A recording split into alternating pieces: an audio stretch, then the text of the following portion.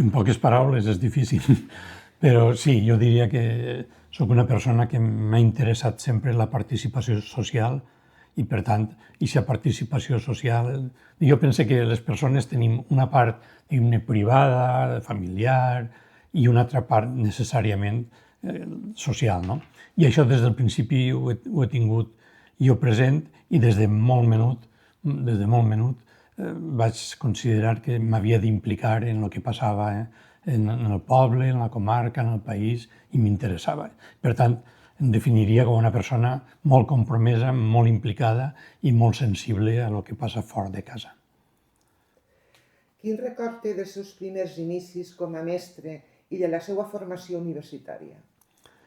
Com la formació universitària l'hem de situar en els anys en els que Franco encara vivia.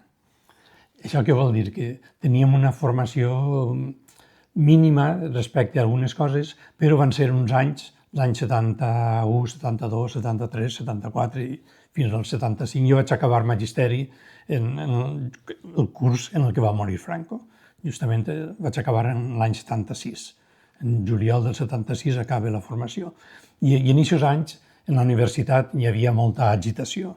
Ja sabien que el franquisme anava a acabar, encara estava ahí el dictador, però n'hi havia molta mobilització, molta sensibilització, i això em va portar a que continuara interessant-me per què passava en el meu país i sobretot perquè em va connectar amb un moviment que al voltant de Sánchez Warner començaven a ensenyar-nos el valencià, que sabíem parlar però que no sabíem pràcticament ni llegir ni escriure. Encara que la formació era en castellà, encara ningú s'havia plantejat que això fos possible, però la formació universitària a mi em va formar des del punt de vista tècnic en el que en aquell moment podia ser tècnic, no? Un pla d'estudis del franquisme, i em va formar sobretot en poder demanar coses que no existien. És a dir, una educació bona, pública, en valencià, tot això ho varen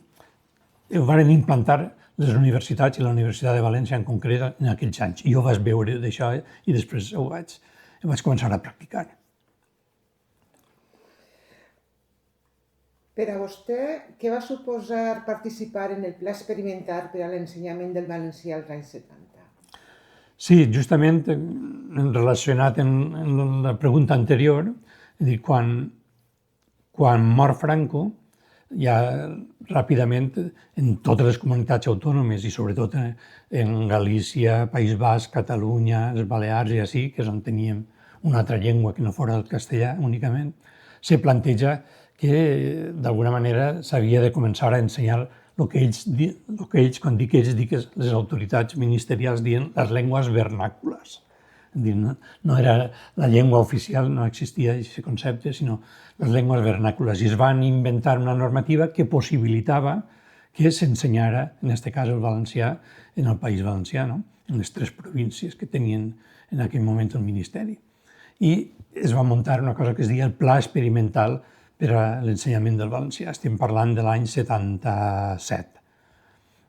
Se crea aquesta normativa i comencem alguns mestres que havíem anat a alguna classe de valencià en algun curset de l'ICE de la Universitat de València. Eren molt poquets, molt poquets. De fet, mira, si eren poquets, que recorde que érem 25 mestres d'EGB i 11 de secundària, de batxiller en aquell moment, en la província de València, parle. Total, que es va posar en marxa aquest pla experimental, que era començar a donar un poquet de valencià on poguera ser. 25 mestres en tota la província, doncs imagina't. I a mi em van destinar a Gandia. Jo vaig ser oficialment el mestre de valencià de Gandia, no n'hi havia altre oficial. Hi havia no molts, però uns quants que sí que per voluntat pròpia ensenyaven valencià, però oficialment era jo l'únic mestre que hi havia a Gandia que ensenyava valencià. I vaig estar en 2 escoles importants de Gandia, escoles públiques, el Joan Martorell i el Ruiz de Corella, i ahir varen començar a mobilitzar. En aquests anys, en la meva faceta també social, vàrem mobilitzar molt el col·lectiu de mestres de la Safor. En la Safor hi havia en molts pobles mestres interessats, Quan dic mestres són homes i dones, òbviament, i més dones que homes, interessats en ensenyar valencià, i varen començar a que el col·lectiu de mestres de la Safor tinguera presència i tinguera, diguem-ne, pragmatisme a l'hora de convèncer els pares i altres col·legues mestres, i varen començar aquest pla experimental per a l'ensenyament de valencià. Un moment molt interessant perquè no existien llibres, no hi havia llibres en valencià. De literatura, molt poquet, però llibres per a ensenyar valencià no n'existia ni un. I es van inventar exercicis en uns folis que fèiem en la conselleria preautonòmica, perquè això ho inicia la conselleria abans d'existir la Generalitat. En aquell moment el que existia es deia el Consell del País Valencià. Era el Consell del País Valencià qui tenia conselleries preautonòmiques, era tot un organisme preautonòmic, i aquest Consell del País Valencià, que ja mira com va néixer, en el nom que va néixer, i quan després ja se genera i se munta la Generalitat en l'any 83, ahir ja deixem de dir-nos País Valencià i se diu Comunitat Valenciana, no? Però el pla experimental va ser molt interessant i va potenciar que moltes escoles de tot el País Valencià començaren a ensenyar valencià una horeta a la setmana, conforme podíem, però va ser el germen del que després ha sigut l'ensenyament del valencià i en valencià. Coalició de Sal, quins reptes i avanços destacaria en l'ensenyament del valencià des dels seus primers inicis fins ara? Bé, jo sí, en l'any 83, passant l'etapa preautonòmica, se constituïx la Generalitat, les primeres eleccions democràtiques, i per tant la Constitució oficial i formal de la Generalitat Valenciana, i jo passe a integrar també el grup que fa la Generalitat en educació. Volia regular l'ensenyament del i en valencià. No existia normativa encara. La Generalitat se munta, se constituïx en juliol del 83 i no n'hi havia res, estava tot per fer. I mos criden, en cada comarca havia hagut persones que s'havíem identificat en l'ensenyament del valencià i tal, i des de la conselleria mos criden pràcticament a un per comarca o cada comarca, per a que ajudàrem els responsables de la conselleria, el conseller i el director general, a muntar l'ensenyament del valencià. I el primer que vàrem haver de muntar era una llei, que no existia. I vàrem fer, entre aquest equip de persones, vàrem fer una redacció inicial de la llei, però després que li van passar a la conselleria, després la conselleria va negociar amb les Corts, etc. Però dic que la llei, clar, ens encomanen a un grup de mestres, que érem tots mestres, que fèrem una llei. I clar, els mestres ens miràvem a les cares i dèiem, una llei? Això com es fa? No n'hi havia experiència, no havien existit les Corts Valencianes, no s'havien fet lleis valencianes. I la llei d'ús i ensenyament de valencià va tindre molta importància perquè va ser la llei 4 de la Generalitat. Les 3 primeres eren lleis d'organització, que deia com era la Generalitat, quins organismes tenia, com havia de funcionar, i les 3 primeres lleis eren de pura organització administrativa. I la primera llei que té contingut social és la llei d'ús i ensenyament del valencià, la llei 4, que s'aprova en novembre del 83, però se constituïx la Generalitat en juliol i en novembre s'aprova aquesta primera llei. I damunt s'aprova en Alacant. D'una manera molt simbòlica se va voler que fora en Alacant on s'iniciara el procés d'ensenyament, de normalització lingüística i d'ensenyament del valencià.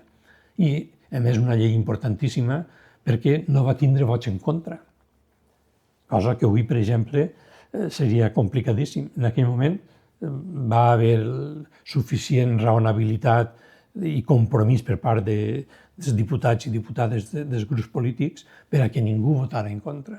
Se van abstindre la dreta, però no va votar en contra.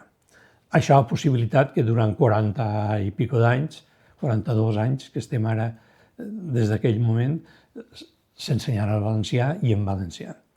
Per tant, el balanç quin és? Molt positiu. Que n'hi ha molt per fer, que s'hauria de fer més intensament, sí, però aquestes normes socials i la sociologia valenciana, en dues zones, una castellanoparlant i una valencianoparlant, és complicadíssim fer normativa i fer que la gent s'identifiqui que el valencià és la llengua pròpia del País Valencià, perquè n'hi ha persones que no ho consideren així. I, per tant, fer-les participar en un moviment valencianista, per dir-ho d'alguna manera, és molt complicat. La dreta d'aquest país això no ho favoreix gens, és més, està en contra, com s'està veient en aquest moment. En aquest moment, encara que el balanç el fas molt positiu, en aquest moment el que està passant és una cosa inaudita.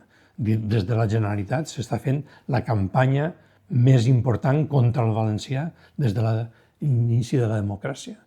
I això s'està fent des de la pròpia Generalitat, una cosa inconcebible, no? Però bé, jo crec que s'ha avançat moltíssim. Hem passat de no tindre ni un llibre en valencià a que la majoria, no és el 100%, però la majoria de la població valenciana està alfabetitzada, sap llegir, sap escriure i falta que es llanci a parlar. Però podem dir que avui la societat valenciana està alfabetitzada en les dues llengües, en valencià i en castellà, i això és un èxit. Ocupa càrrecs clau en la promoció i normalització del valencià. Quina fita considera més rellevant? Anem a veure. La cita més rellevant, com acaba de dir, pot ser que sigui l'existència i l'aprovació de la Llei d'Ús i Ensenyament del Valencià. Però també en els primers anys de l'autonomia, des del 83 al 89 aproximadament, o el 90, jo crec que van ser uns anys molt fructífers, moltíssima gent, el professorat, es va implicar moltíssim. Si l'ensenyament del valencià i en valencià ha anat tan bé, i en la Vall d'Albaida, per exemple, és un exemple, ha sigut per la gran implicació del professorat, tant en primària com en secundària i batxiller.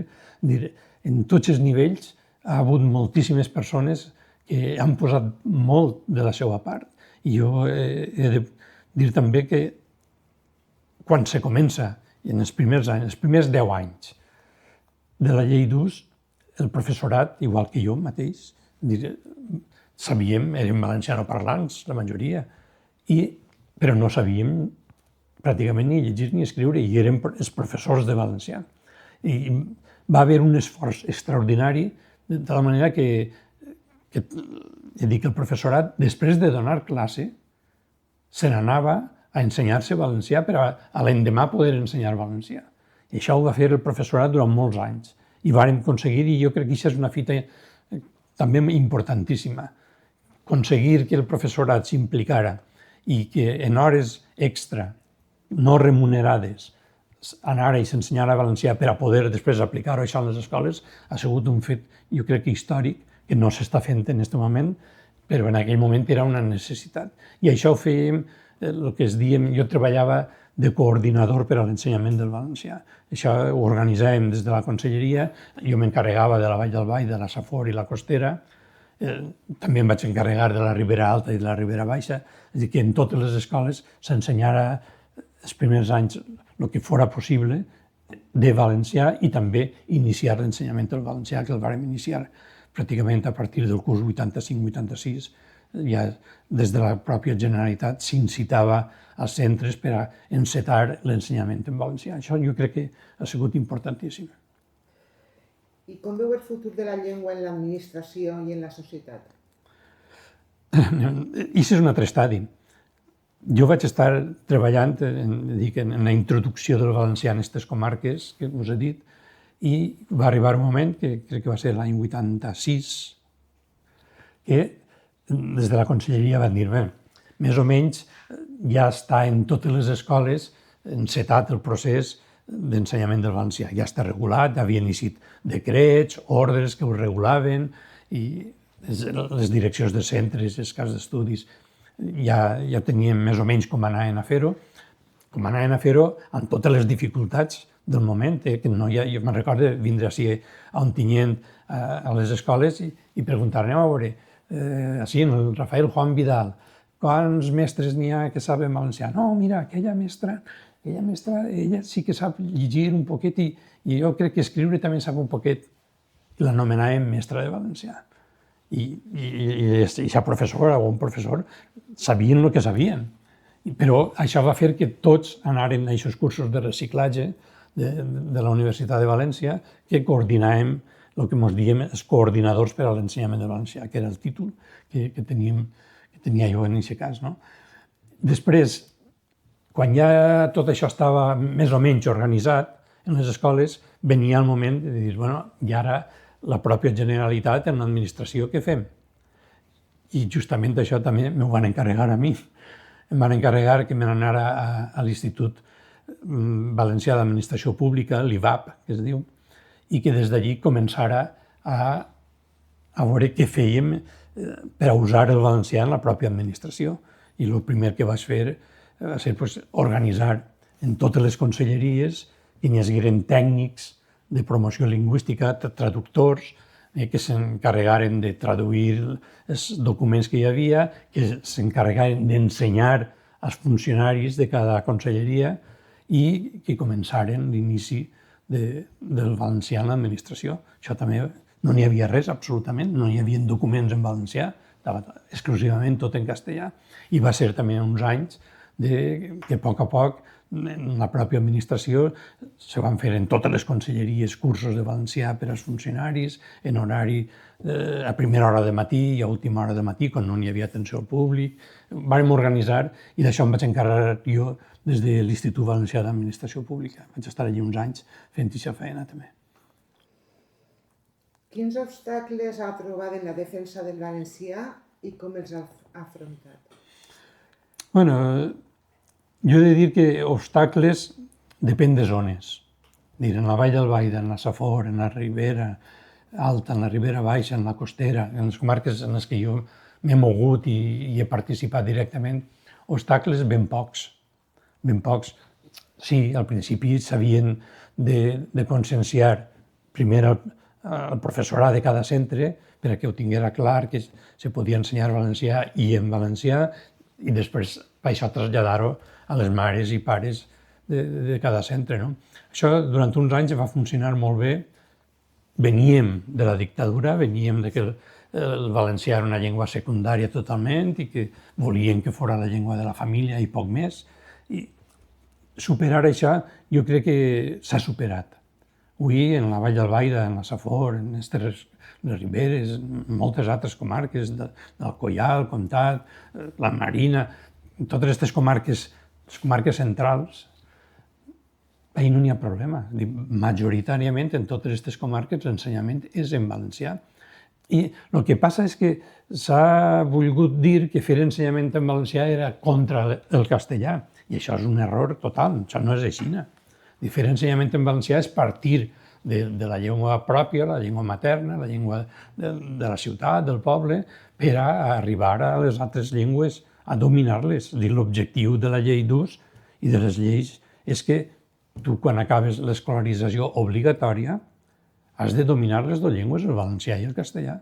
I això és el que s'està fent, i això és el que la gent ha entès, i per això no ha hagut excessius problemes. Els problemes han sigut polítics. Ha sigut que la dreta d'aquest país, malauradament, no col·labora. I és més, està en contra. I això genera dificultats a voltes i problemes al professorat, perquè el professorat majoritàriament està participant i està convençut, però com que n'hi ha una opció política o dos en aquest moment, tant el PP com Vox, que estan contra l'ús habitual del valencià en els llocs socials, és a dir, no en casa, sinó en els llocs socials, això cala en una part de la societat i això en aquest moment està sent més conflictiu que en aquests 40 anys. Com a fundador i després president de la Mancomunitat de Municipis de la Vall d'Albaida, com recorda aquell moment fundacional? Molt interessant també. Jo ho he dit sempre i abans de començar l'entrevista estàvem comentant-ho, he viscut moltes coses des de l'inici. No dic afortunadament perquè m'hauria agradat que hagués existit abans moltes coses, però bé, el moment històric en el que a mi m'ha tocat viure i participar, com que sempre he tingut aquesta vocació i aquesta voluntat de participar en les coses col·lectives, hi havia una qüestió que era la Vall d'Albaida. I la meva opció política i el meu desig polític és la comarcalització del país, i que les comarques del País Valencià tinguin entitat suficient i pròpia per a fer la política que interessa als que viuen en les comarques. Això ho he tingut jo molt clar des del principi. I què vàrem fer? Després de les primeres eleccions democràtiques dels ajuntaments, l'any 79, vàrem començar a moure'ns, anar parlant de que hi havia una comarca que es deia la Vall d'Albaida, que la gent no ho sabia. La Vall d'Albaida, de fet, no els he portat, però tinc en casa encara els adhesius. Vàrem crear uns adhesius que diuen jo també sóc de la Vall d'Albaida. I això ho vàrem repartir per tots els pobles, vàrem fer milers, també ho vàrem fer en la Safor. Vàrem repartir milers i milers d'adhesius per a que la gent sapiera que hi havia una comarca que era la Vall d'Albaida o la Safor o la Costera, etc. És a dir, la consciència comarcal no existia. Tu li preguntaves a mon pare o a una persona major que jo, la Vall d'Albaida, i diuen, això què és?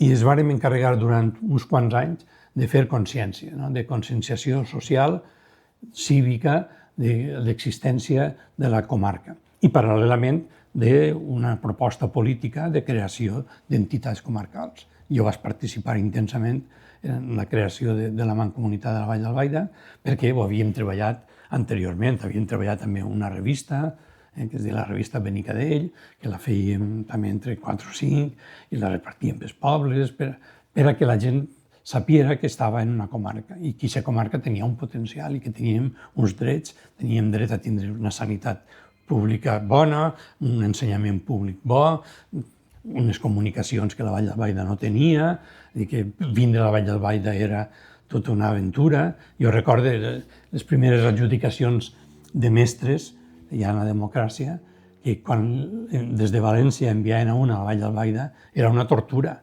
No volia ningú vindre a la Vall d'Albaida. Per què? Perquè era dificilíssim. Estava al port de l'Olleria, que tardaves 3 quarts d'hora en passar-lo, estava a l'altre port, vindre de València sí era una cosa increïble. Totes aquestes necessitats varen fer que la gent dels pobles, els regidors i regidores que havien eixit en les primeres eleccions democràtiques, anaren conscienciant-se de que si s'uníem, si creàvem la comarca com a entitat, perquè la comarca física està, però el que havien de fer era un òrgan comarcal que aglutinara els desitjos de millora de la vida de les persones de la Vall d'Albaida. I això jo vaig participar intensament en la creació, varen constituir la Mancomunitat i després ja me'n vaig encarregar de les qüestions de cultura de la Mancomunitat durant 16 anys. A crear també tots els esdeveniments culturals que pràcticament n'hi ha avui, que porten no sé quants anys, vaig ser jo, diguem-ne, l'encarregat de posar-ho en marxa, de coordinar-ho, d'animar-ho, per a que al llarg del temps estic molt satisfet de veure que moltes coses continuen. Algunes no, algunes van néixer i van morir, però n'hi ha moltíssimes trobades comarcals de qualsevol manera que les vàrem iniciar en inicis anys i jo vaig participar directament. Volia preguntar-li quins projectes o iniciatives destacaria de la seva etapa com a alcalde de Castelló de Rugat i president de la Mancomunitat. Bueno, jo com que l'objectiu l'he tingut clar i és, si és el meu poble Castelló de Rugat, les persones que viuen allí han de voler viure allí perquè tenen les seues necessitats bàsiques cobertes. No necessiten canviar de poble per a les necessitats bàsiques. Unes altres coses són les que canvien de poble perquè han de treballar en un altre poble i ja no poden vindre a dormir o els xiquets han d'anar a l'escola en aquell poble. Per qüestions personals això sempre s'ha d'entendre, però anar-te'n per obligació perquè no tens serveis era el que jo creia que no era bo per a la gent del meu poble i traslladant-ho a la comarca exactament igual. No? I per tant, en Castelló de Rugat, en els 24 anys que vaig estar d'alcalde, el que vaig fer és que el poble tinguera tots els serveis bàsics, mínims, coberts. No tots, però tots. L'educació des de 0 a 18 anys, per tant, escola infantil, escola primària, escola secundària, batxiller, centres de salut, va ser el primer centre de salut de la comarca, notaria, bancs, caixes d'estalvi, la caixa d'Ontinyent, tot això, serveis psicopedagògics, com a anècdota diré que, per exemple, la primera, el que es deia assistent social en aquell moment, la vaig haver de triar en una persona de Terol, perquè en el País Valencià encara no havia eixit la primera fornada de llicenciats, llicenciats en graduat social. Encara no havia eixit la primera fornada, la promoció. I per tant, buscant, vaig trobar una persona en Albacete. Va passar exactament igual en els psicòlegs. La primera psicòloga que va vindre a Castelló de Rugat va ser perquè jo la coneixia, però encara no havia eixit una promoció. El col·legi de psicòlegs pràcticament no existia. Em vaig preocupar moltíssim que els serveis que necessita la gent de Castelló els tinga. I això ho vaig traslladar a la Mancomunitat. I vàrem fer un lema que deia fem comarca. Això també m'ho vaig inventar jo. Era un lema que havíem d'enviar a totes les cases de la comarca, a tots els col·lectius comarcals, per a saber que el que estàvem fent era important en cada un dels pobles, però també havíem de fer comarca. Per tant, trobades comarcals, l'IEVA, per exemple. L'IEVA va ser una cosa que vam fer entre Emili Casanova, jo i... no recordo ara el nom d'esta persona importantíssima en Ontinyent, l'advocat... No, que ha mort. Lamente que no m'hi... Però bé, entre els tres vàrem pensar en l'IEVA, vàrem redactar els estatuts i vàrem animar a la gent per a que se constituïra l'IEVA, per exemple. I altres coses, que diré jo, les trobades comarcals d'adults, de teatre, la volta ciclista a la Vall d'Albaida. Tot això era per a crear les bandes de música, les trobades de bandes de música. Ho vàrem impulsar des de la Mancomunitat i jo era el responsable de cultura. I per això dic. I com veu el futur del municipalisme valencià i el seu paper en la vertebració del territori? Bé, jo el municipalisme el veig bé perquè, afortunadament, en aquests 40 i pico d'anys de democràcia, la gent s'ha conscienciat de que les persones que estan en els ajuntaments són importantíssimes, són les primeres persones que atenen les necessitats que tu puguis tindre com a ciutadà o ciutadana. No? I això ha fet que contínuament, cada volta que venen les eleccions, se presenta gent en els partits polítics que n'hi ha en cada municipi i se presenten per a fer-lo millor per al seu poble, des de l'òptica progressista d'esquerres o des de l'òptica retògrada de la dreta. Dona igual, però tots intenten fer-lo millor d'acord amb la seva ideologia. No? I és important. I és important que també s'ha donat, ara s'està donant, el que és la concertació, és a dir, negociació. S'està aplicant ja que negociar políticament és de molt de trellat. Perquè si un té la majoria absoluta, aplica el seu programa i ja està, i està bé. Però si una força política no té la majoria absoluta, ha de negociar amb els altres. I això és un valor que s'ha de tindre en compte i hi ha que alabar a les persones, tant del partit majoritari que no té majoria absoluta com els minoritaris que accepten també negociar. I sobretot eliminar aquesta concepció de que negociar és trair els seus. No, negociar és aportar tu al bé comú el que tu creus. I si tens majoria absoluta no cal que ho negocies, però si no la tens, parlar amb les altres forces per a dir anem a veure què podem fer en el que estem d'acord. I això jo crec que és un valor i per això la democràcia està triomfant. Encara que ara n'hi ha dies que jo dic no està triomfant tant, sí. Està triomfant encara que la dreta i la ultradreta estan creant un clima polític que no afavoreix això. Jo ho lamento perquè no és bo per a la societat ni per a les persones.